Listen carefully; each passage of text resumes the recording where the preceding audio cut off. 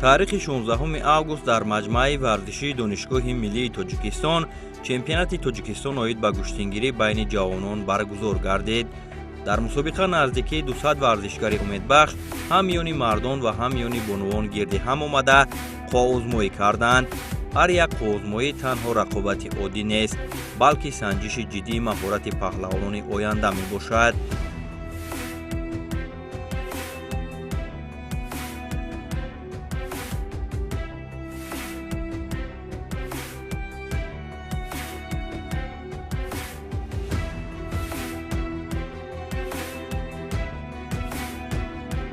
امروز در پایتخت عزیزم شهر دوشنبه مجمع ورزشی دانشگاه ملی چمپیونات جمهوری تاجیکستان بین جوانان البته که برگزار گردید.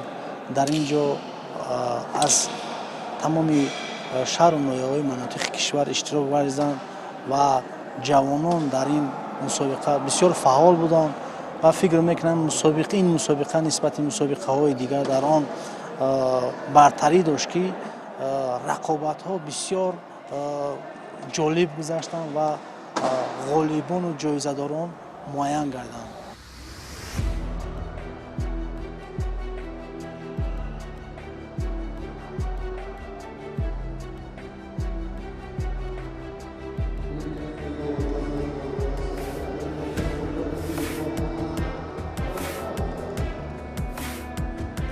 мақсад аз баргузории чемпионати ҷумҳурии Тоҷикистон оид ба куштигирӣ байни ҷавонон муайян кардани тими мунтахаб ва омодагии онҳо ва сафарбар кардани онҳо ба мусобиқаҳои байналмилалӣ мебошад. имрӯз рақобатҳо дар вазнҳои 55, 60, 65, 71, 78, 86, 95 ва ҷамъи 95 баргузор шуда истоданд.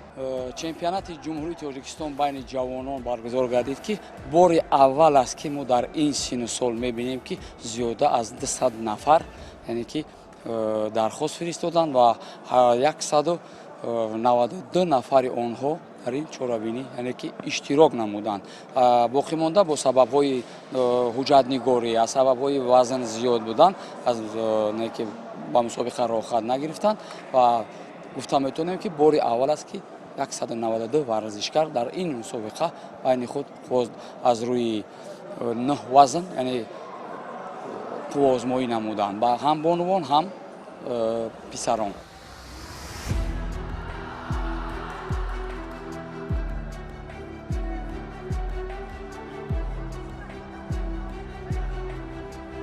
мақсади асосии ин чемпионат муайян кардани ҳайати тими ҷавонони кишвар барои иштирок дар мусобиқаҳои сатҳи байналмилалӣ мебошад. варзишгарон бояд маҳорати худро нишон диҳанд, то дар арсаи ҷаҳонӣ парчами Тоҷикистони азизро баланд бардоранд. аз ин рӯ ҳар як мубориза дар ин ҷо бо тамоми қувва ва рӯҳияи паҳлавонӣ сурат мегирад.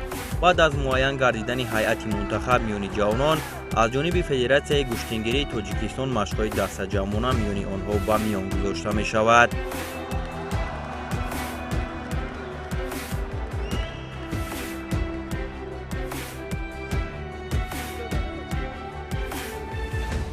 аз рӯи нақшаҳо ҷоми президенти ҷумҳурии Тоҷикистон ки ӯ ҳамчун мусобиқаи байналмилалӣ баргузор мегардад ба нақша гирифтаем.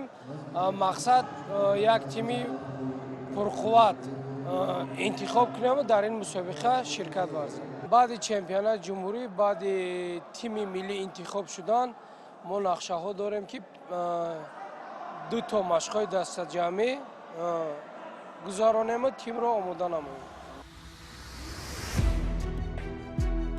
чунин мусобиқаҳо танҳо барои муайян кардани беҳтаринҳо нестанд, онҳо мактаби зиндагӣ, мактаби мардонагӣ ва садоқатанд. дар ин майдон ҷавонон на танҳо қувва, балки хислатҳои инсониро низ сайқал медиҳанд.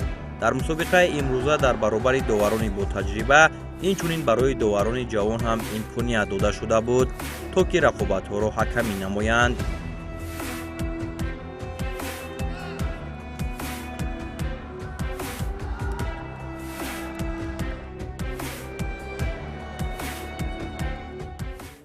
بیست نفر داوری تجربه آموزی که امروز داوری نمودند اینها از بین 35 نفر انتخاب گردیدند. در کورس داوری که سمینار گفتیم бо ташаббуси кумитаи кор бо ҷавонон ва варзиш федератсия дар якҷоягӣ буд. 35 нафар ҷавон аз тамоми шаҳру ҷумҳурӣ яъне ки ҷалб карда шуданд ва тӯли 4 рӯз омӯзондем.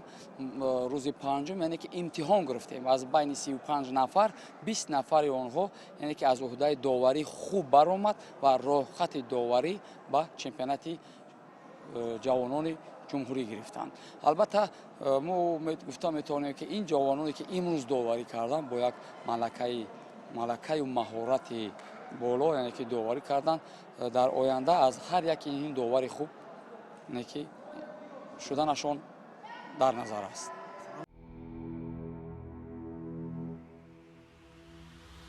рақобатҳои муқаддамотӣ пуршиддату шавқовар ҷараён гирифтанд. ҷавонон бо тамоми қувват талош мекарданд то ба финал роҳ ёбанд. ҳар як қувозмоӣ дарси сабр ва устуворӣ буд. ҳар пирӯзӣ ба ашки шодӣ ва ҳар мағлубият бо дарси нав ҳамроҳ гардид. куштингирӣ паҳлавононро меомӯзонад ки ҳатто дар лаҳзаҳои шикаст рӯ ба замин наорад ва боз ҳам қавитар бархезад. ҳамин тавр рақобатҳои муқаддамотӣ бо нерӯсанҷиҳои ҷолибу дидании паҳлавонон пушти сар шуд ва маросими кушодашавии мусобиқа доир гашт. маросими ифтитоҳ бо садо додани суруди миллӣ оғоз ёфт. садои баланди он ба қалби ҳар як иштирокчӣ нерӯ мебахшид.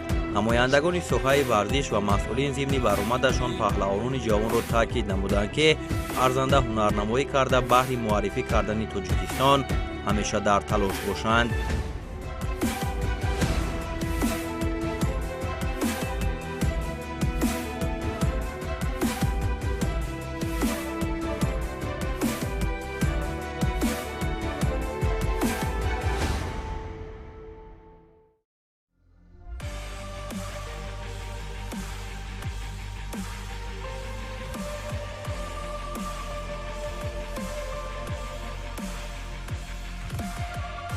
сипас рақобатҳои финалии мусобиқа оғоз гардид. даври ниҳоӣ авҷи мусобиқа буд. паҳлавонони беҳтарин ки аз даврҳои муқаддамотӣ гузашта буданд барои медалҳо вориди майдон шуданд. аввалин шуда бонувони вазни 52 килограмм Сумайя Бобохонова бо Шарофат Атоева миёни ҳам сабқат намуданд. дар ин қувозмоӣ Шарофат аз худ маҳорати хуб нишон дода ғолиб гардид ва унвони чемпиони Тоҷикистонро миёни ҷавонон дар соли 2025 ба даст овард.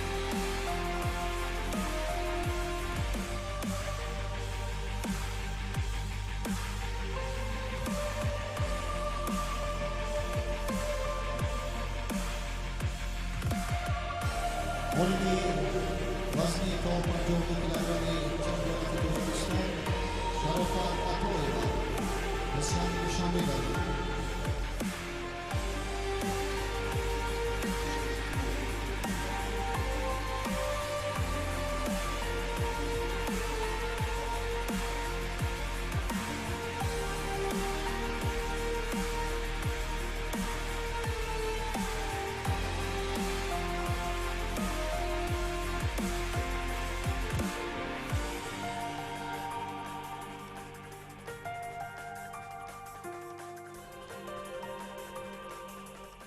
در این مسابقه چمپیون گشتم، سزاوار جای اول گشتم.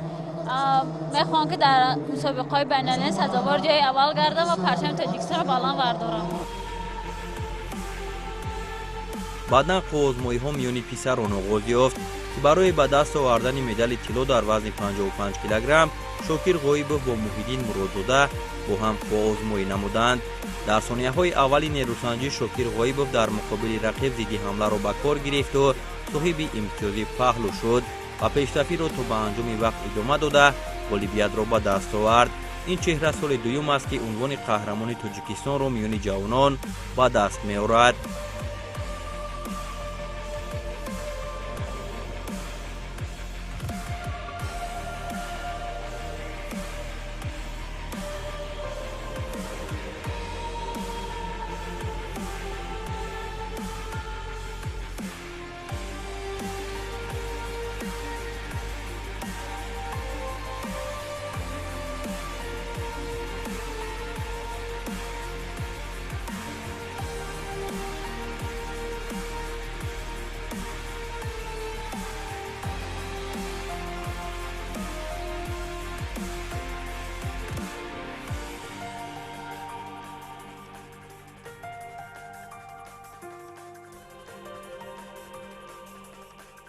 дар чемпионати ҷумҳурии Тоҷикистон байни ҷавонон буд, ки дар вазни 55 килограмм иштирок намудам, сазовори ҷои аввал гаштам. рақобатҳо чӣ гуна буд Шокир? Рақобатҳо хеле хуб буд. Якум ҳарифи ман аз дастаи Хатлон як буд, дуюмгинам аз Душанбе буд ва сеюмгинаш аз дастаи Хатлон ду буд. Финалги дар вазни 55 килограмм дар финал бо Хатлон ду рақобат кардам. Онро бо имтиёзи ҳалол ғолиб баромадам.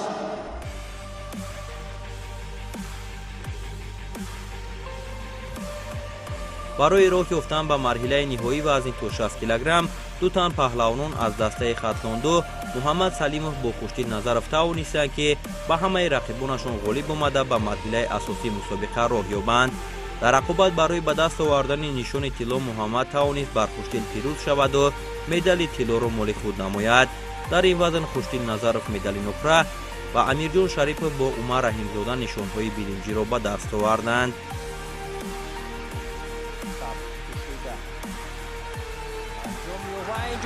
بسیار هم حرکتی عالی و یک پرتافتی جالبی محمد سلیمov.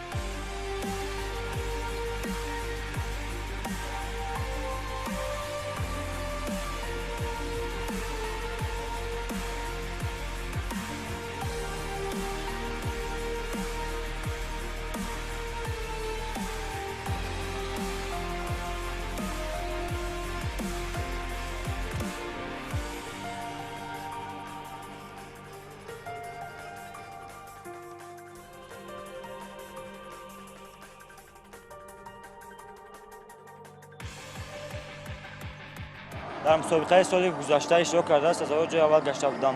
ман им сол ҳам чемпион шудам ва фарқи аз соли гузашта дар ин буд ки ҳарифони имсола хеле пурқувват шуда буданд.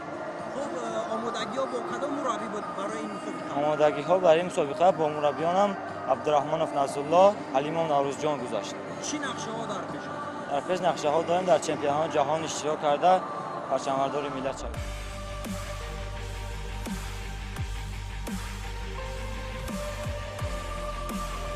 рақобати марҳилаи ниҳоӣ вазни то 65 килограмм вардишгар бо яктаки сафед. дар финали вазни 65 килограмм Шукруллои Аҳмадзод бо Назар Холов қувозмоӣ намуд. ҳар дуи паҳлавонон аз оғози нерӯсанҷӣ талош карданд ки ғолибият насибашон гардад. дар вақти асосӣ ғолиб муайян нагардид ва дар дақиқаҳои иловагӣ Назар Холов тавонист ки соҳиби имтиёзи бадан шаваду сазовори медали тилло гардад. Шукруллои Аҳмадзод бошад соли дуюм мешавад ки дар финал ноком мегардад. ва инҷо мавқеияти хуб аст барои анҷом додани усул ва ҳаракати Назар Холов.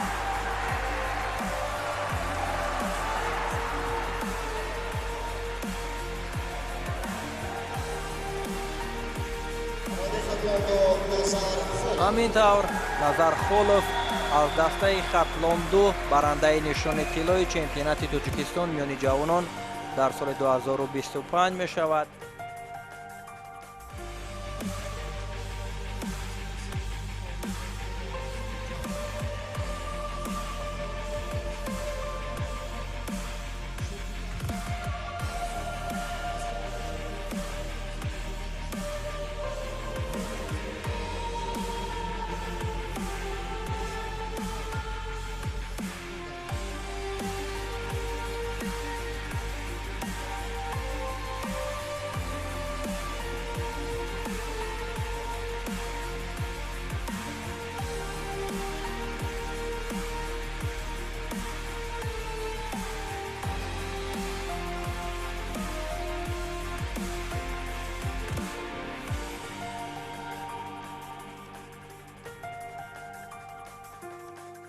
дар ин мусобиқаи чемпионати ҷумҳурии Тоҷикистон бо устодам Хусрав Шоев тайёрии ҷиддӣ дида будем ва ман тавонистам дар ин мусобиқа сазовори ҷои аввал гаштам.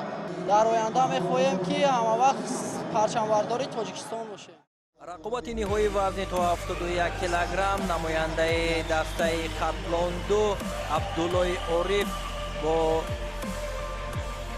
намояндаи дастаи хатлон 1 Шаҳроми Анвар. финали вазни 71 килограмм бо рақобати Абдуллои Ориф ва Шаҳроми Анвар бисёр ҷолибу дидани сурат гирифт. ҳар дуи паҳлавон то расидан ба марҳилаи финалӣ рақобатҳои мушкилро пушти сар намуданд. барои медали тилло мубориза миёни ин ҷуфт бо ҷидду ҷаҳд оғоз ёфт ва Абдулло тавонист ки дар дақиқаи аввал бо имтиёзи комили ҳалол пирӯзиро ба даст оварда унвони чемпиони Тоҷикистонро миёни ҷавонон дар соли 2025 соҳиб шавад.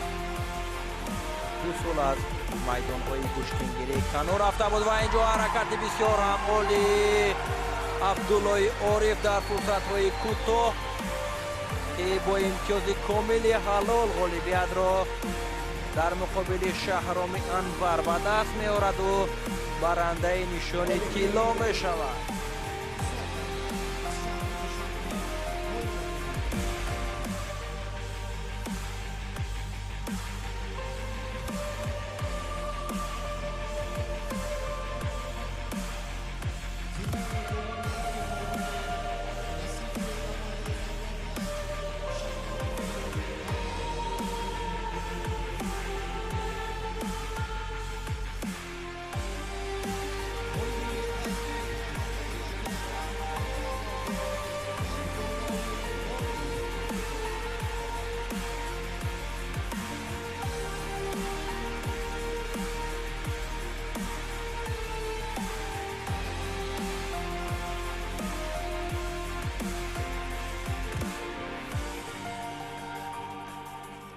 من سال 2023 بعد از جام رئیس شهر جراحت برداشتم و طول 2 سال در میدان نبودم و در شهر مسکو فدراسیون روسیه جراحی کردم، جراحی میان و خدا را شکر که امروز باز به میدان برگشتم. بعد 2 سال در اولین مسابقه و قهرمان گشتم. مشق‌های دسته‌جمعانه گذراندیم، مشقمون خیلی خوب بود، تیاری جدی داشتیم برای مسابقه و نتیجه داد. 5 رقیب شکستیم. рақобати ниҳои вазни то 78 килограмм вардишгари дастаи душанбе 1 Абдулло Лоиқов бо Абдулло Қурбонов аз дастаи хатлон 2. сипас рақобати финалии вазни 78 килограмм миёни Абдулло Лоиқов ва Абдулло Қурбонов баргузор шуд. муборизаи ин паҳлавонон низ барои унвони қаҳрамонӣ бисёр дидани сурат гирифт. баъди кӯшишҳоу талошҳои зиёд дар ин рақобати мушкил Абдулло Қурбонов ғолиб дониста шуд. ҳамин тавр медали тилло насиби Абдулло Қурбонов, медали нуқра насиби Абдулло Лоиқов ва медалҳои биринҷӣ насиби Юсуфҷон Умаров бо Алишер Саидов гардид.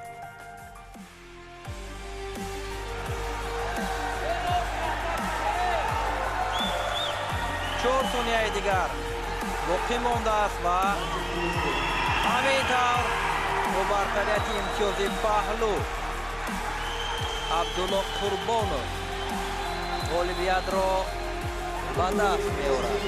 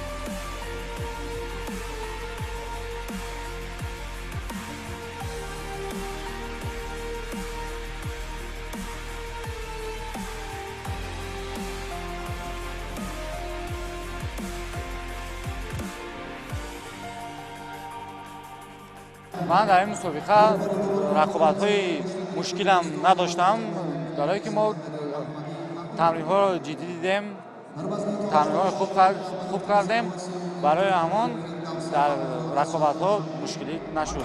مکنون رقابت نهایی وزن تا 86 کیلوگرم میان نماینده دسته ولایتی سوخت نیاز باقی با ورزشکار از دسته دوشنبه 2 پنچر مومینوف آغاز یافت.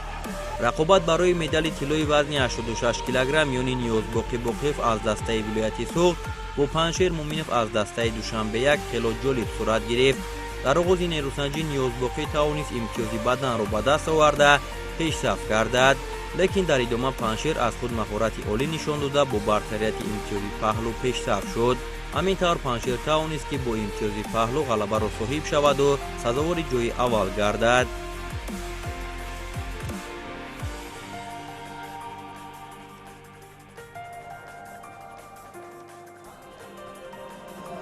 رقابت‌ها خیلی جالب و دلپسند به من بودن. دور اول من خیلی مشکل‌تر از همه دورا بود که آن برای تایم برآمدن هم اتمسفر زل رو حس کردم و خود جلب کردم و رقیبان خود را با امتیازهای خیلی خوب مغلوب کرده سزاوار جای اول گشتم.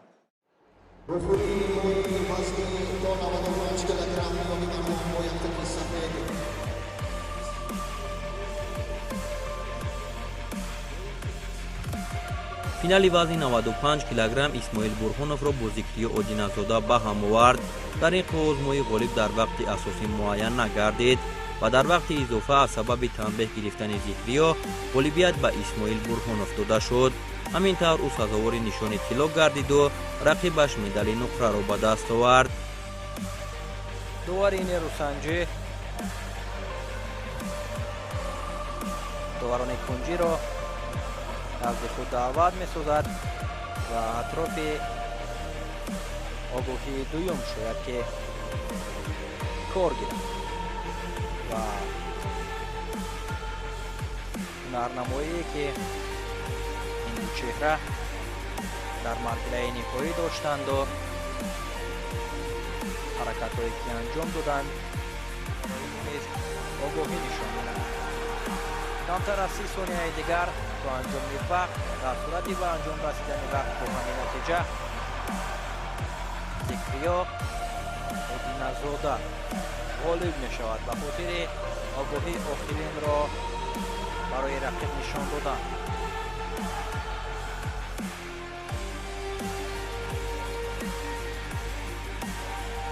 برای ذکریا هم تنبیه نشان دادن و این غالبیت اسماعیل برهانوف همین طور غالب طریقی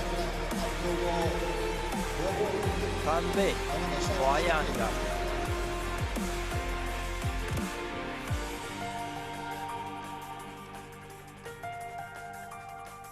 تختی را برای مادر خود مستقیم امینوف مشق تمرین میکنم و خوشبختانه امروز در نصیب ما سزاوار مدال اول بود و ما با مدال اول شرفیاب گشتیم.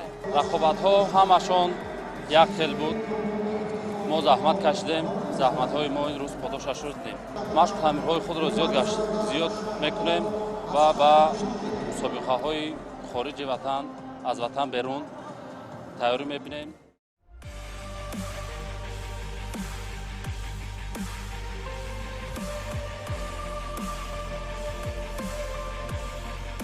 میان سنگین وزن‌ها شاهرخ عمرزاده و عبدالله بابایف با شکست دادن رقیبان توانستند که به مرحله فینال راه یابند. در رقابت نهایی شاهرخ در ثانیه‌های اول با امتیاز پهلو پیشرفتی را در اختیار گرفت، هرچند عبدالله در ادامه وقت تلاش کرد تا که نتیجه به دست بیارد، لیکن امکانیت برایش دست نداد. همینطور شاهرخ عمرزاده سال دوم پای هم عنوان چمپیون تاجیکستان را عاید به گشتنگیری میان جوانان به دست آورد. عمرزاده تلاش دارد که وقت به انجام رسد و به خاطر کاهش دادن وقت حرکت کرده است، زیرا که با یک امتیاز پهلو و یک امتیاز بدن او پیشرفت است و همینطور وقت به انجام میرسد و او غالبیت را به دست می‌یابد.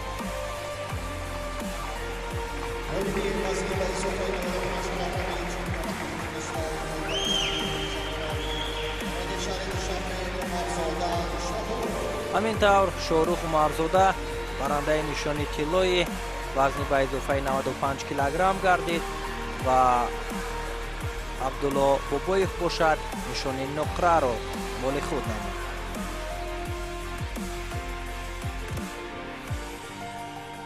در طول یمی اسکرین رجب تمرین میکنم و 3 حریف خودم رو شکست دادم و جای اول سزاوار شدم.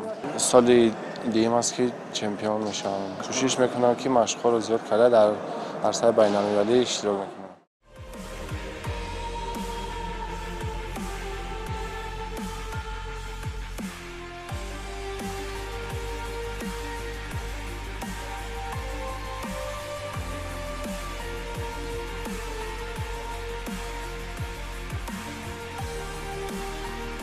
дар ҳар як финал ҷасурату далерӣ маҳорати техникӣ ва рӯҳи паҳлавонӣ барҷаста менамуд. ҷавонони тоҷик собит карданд ки мероси ниёгони худро идома медиҳанд ва ба варзиш на танҳо чун касб балки чун ифтихор менигаранд. чемпионати ҷумҳурӣ нишон дод ки тоҷикистон дорои ҷавонони паҳлавону умедбахш аст. онҳо имрӯз дар майдони хонагӣ санҷида шуданд ва фардо дар майдонҳои байналмилалӣ парчами кишварро боло хоҳанд бардошт. куштингирӣ на танҳо як варзиш балки як роҳи зиндагӣ аст ки ҷавононро ба мардонагӣ инсондӯстӣ ва меҳанпарастӣ ҳидоят мекунад. паҳлавонони ҷавон пайроҳа ба сӯи фардои равшани тоҷикистонанд.